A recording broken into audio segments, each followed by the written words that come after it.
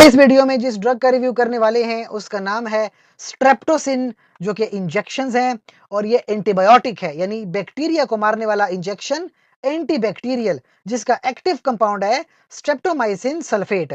जैसे कि नाम से जाहिर है कि बैक्टीरिया के अंदर घुस के ये एंटीबायोटिक उसकी प्रोटीन को तोड़ेगा और इस तरह बैक्टीरिया मर जाएगा। तो अगर बैक्टीरिया ने हमारी बॉडी में कोई इन्फेक्शन फैलाया है तो स्ट्रेप्टोमाइसिन आके उस बैक्टीरिया को मार देगा। अब ये देखिए 1 ग्राम होते हैं पाउडर फॉर इंजेक्शन। तो क्या करना पड़ता है, इस पाउडर फॉर इंजेक्शन में डिस्टिल वाटर डाल के इसका इंजेक्शन बनाया जाता है और फिर मुख्तलिफ तरह के इन्फेक्शंस में इस्तेमाल होता है। कोई भी मॉडरेट या सीवियर इन्फेक्शन हो तो 1 से 2 ग्राम की डोज एक दिन में जा सकती है, सुबह और शाम। 2 ग्राम से ज्यादा डोज नहीं जाती। और अगर किसी को टीबी हो गया है तो ट्यूबरकुलोसिस की भी अच्छी ड्रग है। बस इंसान का बॉडी वेट लेकर उसको मल्टीप्लाई कर देना है यहाँ से 15 मिलीग्राम पर केजी के हिसाब से, इंजेक्शन लगा देने हैं और मैक्सिमम 1 ग्राम का इंजेक्शन दिन में लगता है या हफ्ते में 2 बार इंजेक्शन लगते हैं। कितने? 25 से 30 मिलीग्राम को अपने बॉडी वेट के हिसाब से देख लेना है और हफ्ते में 2 बार इंजेक्शंस लगा लेना है। ठीक है, तो इस तरह से ये मेडिसिन इस्तेमाल होती है। एक और बीमारी है स्ट्रेप्टोकोकल एंडोकार्डाइटिस। तो इस बैक्टीरिया की वजह से अगर हार्ट के अंदर का इंफेक्शन फैलता है तो आप 1 ग्राम का डायरेक्ट मसल्स के अंदर इंजेक्शन लगा सकते हो 7 दिनों तक और फिर डोज को कम करके मजीद 7 दिनों तक इंजेक्शन लगाते हो पेनिसिलिन के साथ।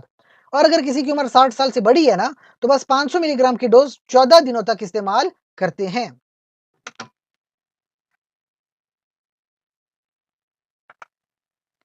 अच्छा, एक और इंफेक्शन होता है एंटीरोकोकल एंडोकार्डाइटिस। इसमें क्या करते हैं, 1 ग्राम का जो इंजेक्शन है वो लग रहा होता है मसल्स के अंदर हर 12 घंटे बाद 2 हफ्तों तक और फिर 500 मिलीग्राम का जो इंजेक्शन है वो सुबह शाम लगाते हैं 4 हफ्तों तक। कभी-कभी पेनिसिलिन भी ऐड कर लेते हैं।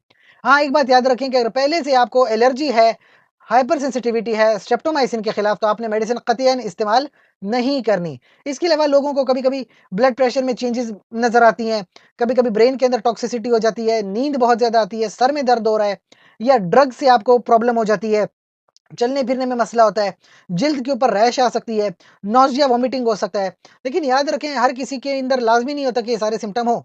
कभी-कभी किसी में सिम्पटम दिखेंगे, कभी-कभी लोग बिल्कुल नॉर्मल बिहेव करेंगे। इसके अलावा एक और बात याद रखें कि कभी भी मेडिसिन या खुद से इस्तेमाल नहीं करते, डॉक्टर के पास जाके प्रॉपर चेकअप करा के मेडिसिन लेते हैं। और बात प्रेगनेंसी में कभी भी कोई भी मेडिसिन खुद से इस्तेमाल नहीं करते बल्कि गायनेकोलॉजिस्ट के मशवरे के मुताबिक इस्तेमाल करते हैं। इसके अलावा आपका हमसे कोई सवाल है तो कमेंट सेक्शन में पूछिए। छोटी सी गुजारिश है, चैनल को लाइक करें, कमेंट करें, शेयर करें, सब्सक्राइब कर लें। शुक्रिया।